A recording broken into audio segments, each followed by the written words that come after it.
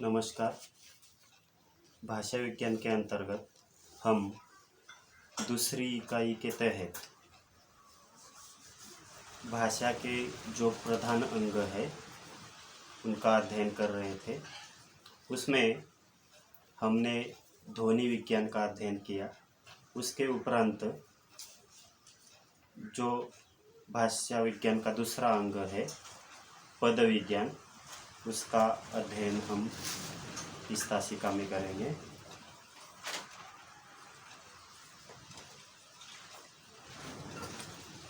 ध्वनि विज्ञान की तरह ही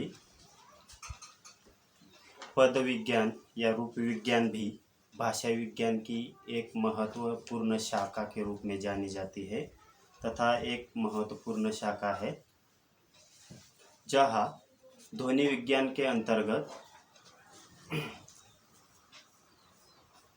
शब्दों के उच्चारण आदि की दृष्टिकोण से अध्ययन किया जाता है। वहीं पर पद विज्ञान में भी या रूप विज्ञान में भी शब्दों की रचना प्रक्रिया किस प्रकार से होती है उसका अध्ययन इसमें किया जाता है। उच्चारण की दृष्टि से भाषा की लघुत्तम इकाई ध्वनि है, तो सार्थकता की दृष्टि से शब्द। ध्वनि भाषा की लघुत्तम इकाई है।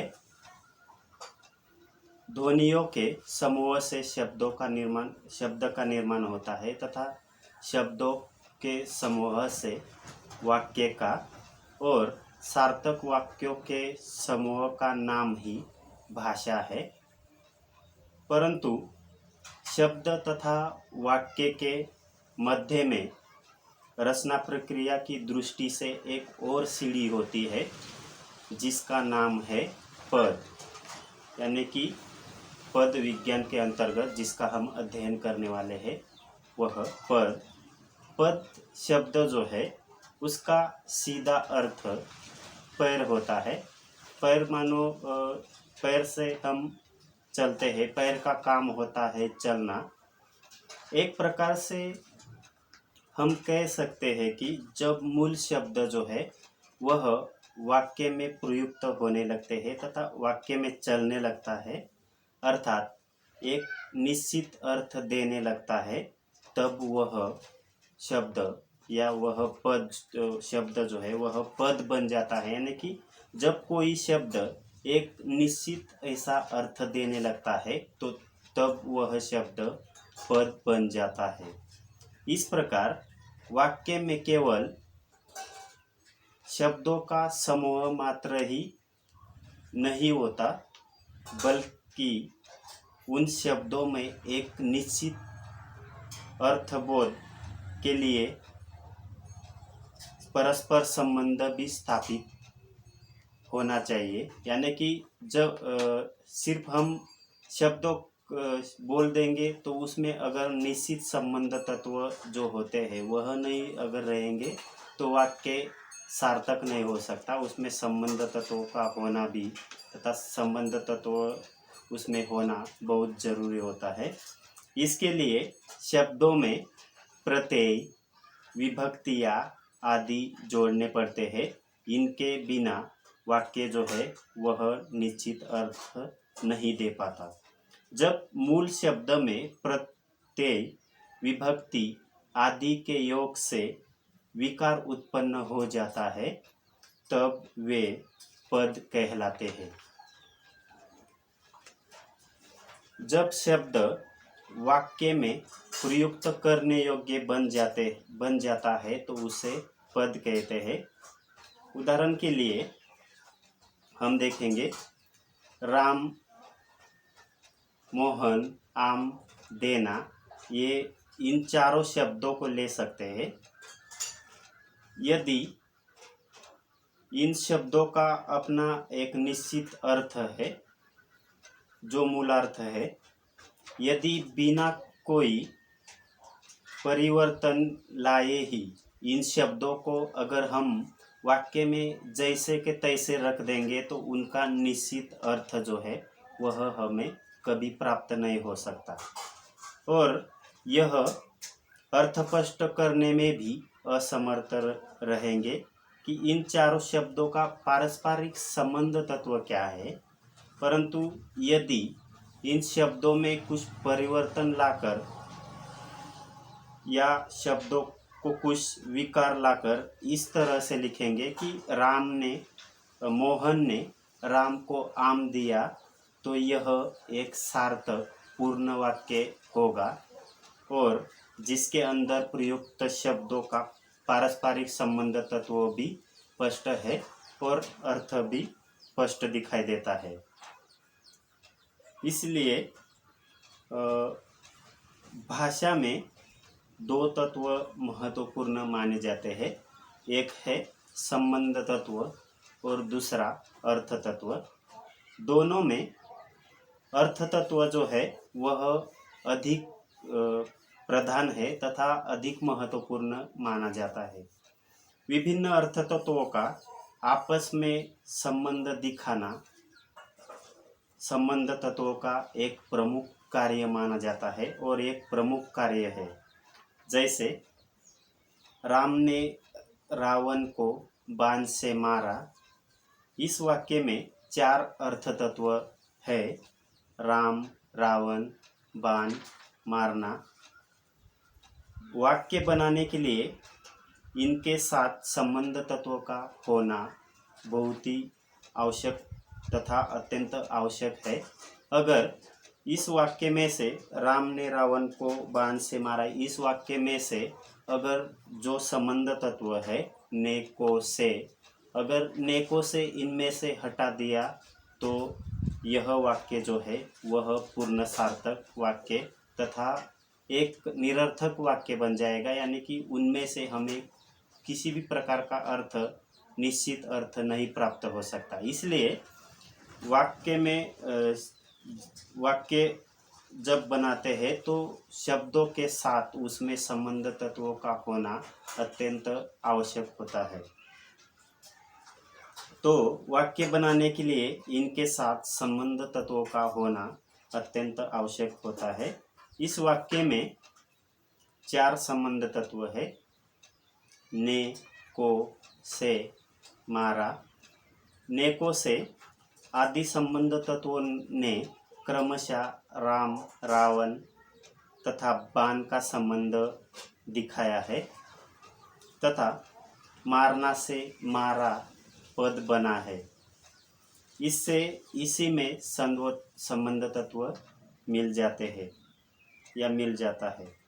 यह संबंध तत्व ऐसे है जो शब्द से अलग है और एक संबंध तत्व से शब्द में ऐसा घुल मिल गया है कि पता ही नहीं चलता। संबंध तत्वों के योग से ही अर्थ तत्वों में परिवर्तन होता हुआ दिखाई देता है।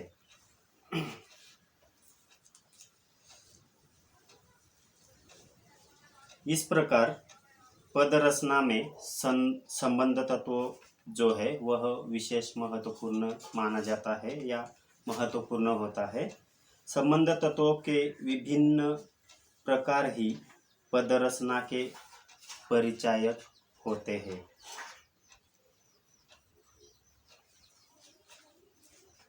पद विज्ञान में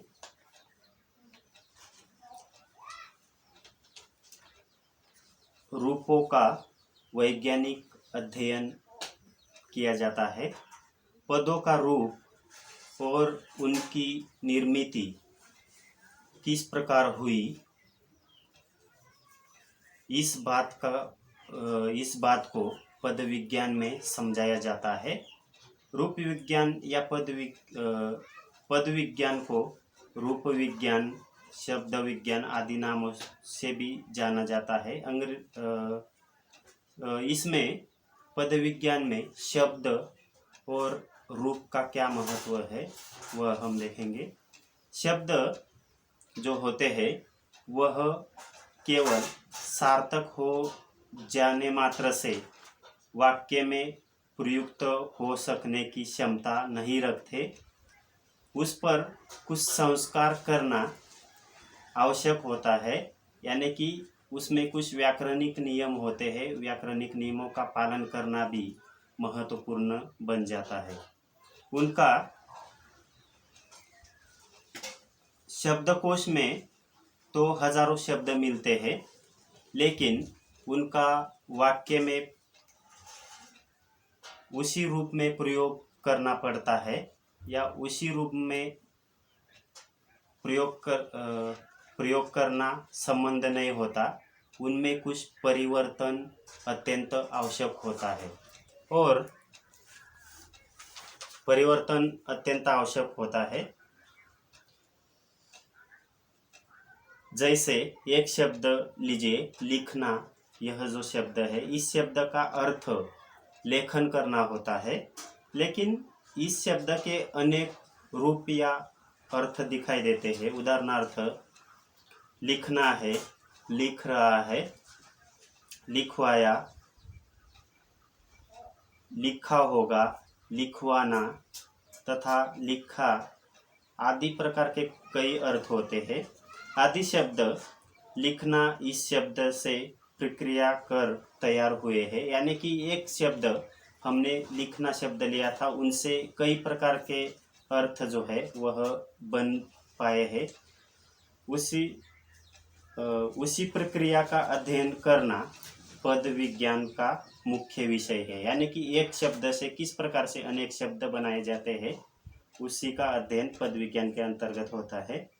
बहुत से विद्वानों का मानना है कि शब्द और पद में मुख्य रूप से प्रयोग का अंतर होता है। शब्दकोश में दिए हुए शब्द वाक्य में जैसे के वैसे प्रयोग करना योग्य नहीं होते, क्योंकि यह शब्द केवल अपने स्वतंत्र अस्तित्व को प्रकट करते हैं। ऐसे स्वतंत्र शब्द को शुद्ध शब्द, मुख्य शब्द, प्रकृति या प्रतिपादक नाम से जाना जाता है। जो शब्द अपने आप में विभक्ति प्रत्यय को जोड़कर वाक्य में प्रयुक्त होते हैं, ऐसे शब्द को ही पद कहा जाता है। उपर्युक्त वर्णन को हम इस प्रकार व्यक्त कर सकते हैं कि शब्द यानी विभक्ति न होकर कारक प्रत्ययहीन शब्द, ऐसे शब्द प्रतिपादक या प्रकृति के नाम से भी जाने जाते हैं। पद अर्थात वह शब्द जिसमें विभक्ति प्रत्यय लगा हो, जो शब्द विभक्ति सहित, कारक प्रत्यय सहित या वाक्य में प्रयुक्त होता हो। इस प्रकार शब्द और पद में अंतर करने वाला या भेद करने वाला तत्व कारक प्रत्यय और विभक्ति प्रत्यय का वर्णन जो है वह पद विज्ञान के अंतर्गत दिया जा सकता है। इसके आगे हम देखेंगे कि शब्द तत्व और अर्थ तत्वों में क्या संबंध होता है। पद विज्ञान के अंतर्गत यह भी देखना महत्वपूर्ण माना जाता है। वाक्य में जब हम वाक्य तैयार करते हैं तो वाक्य में मुख्य रूप से दो तत्व महत्वपूर्ण माने जाते हैं, जिसमें संबंध तत्व और अर्थ तत्व का समावेश होता है। इन दोनों तत्वों में अर्थ तत्व जो है वह अधिक या मुख्य माना जाता है। वाक्य में संबंध तत्व विभिन्न अर्थ तत्वों को परस्पर जोड़ता है या एक दूसरे का संबंध स्थापित करता है। जैसे राम ने रावण को बाण से मारा, इस वाक्य में राम रावण बाण मारना यह जो है वह अर्थ तत्व है। इस वाक्य में अर्थ तत्वों को जोड़ने के लिए संबंध तत्वों की आवश्यकता महसूस होती है।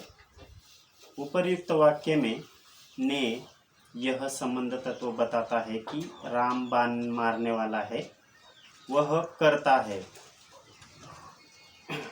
को यह संबंध तत्व बताता है कि बाण जिसे लगा वह रावण है, फलस्वरूप वह कर्म है,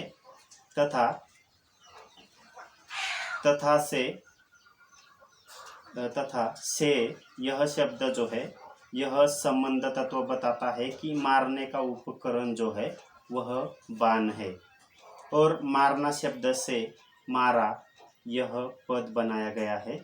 उपर्युक्त वर्णन से स्पष्ट होता है कि कई जगह पर संबंध तत्व स्पष्ट रूप से पहचाना जाता है तो कई जगह पर वह शब्द में घुल मिल जाता है। इस आधार पर ज्ञात होता है कि संबंध तत्व जो है वह दो प्रकार के होते हैं। एक प्रकार यह है कि वह अर्थ तत्व से अलग रहकर अपनी स्वतंत्र सत्ता स्थापित करते हैं, जैसे नेको से। तथा दूसरा प्रकार यह है कि अर्थ तत्वों में समन्वित होकर एकरूप हो जाते हैं, जैसे मारना से मारा। वैसे देखा जाए तो विद्वानों ने अर्थ तत्व और संबंध तत्व इन दोनों में होने वाले संयोग को ध्यान में रखते हुए इसके संयोग के आधार पर चार रूप माने हैं। संसार की समस्त भाषाओं में शब्द तत्व और अर्थ तत्वों को इन दोनों का संयोग एक समान नहीं है। हर भाषा की प्रकृति के अनुसार इसका संबंध दिखाया जाता है।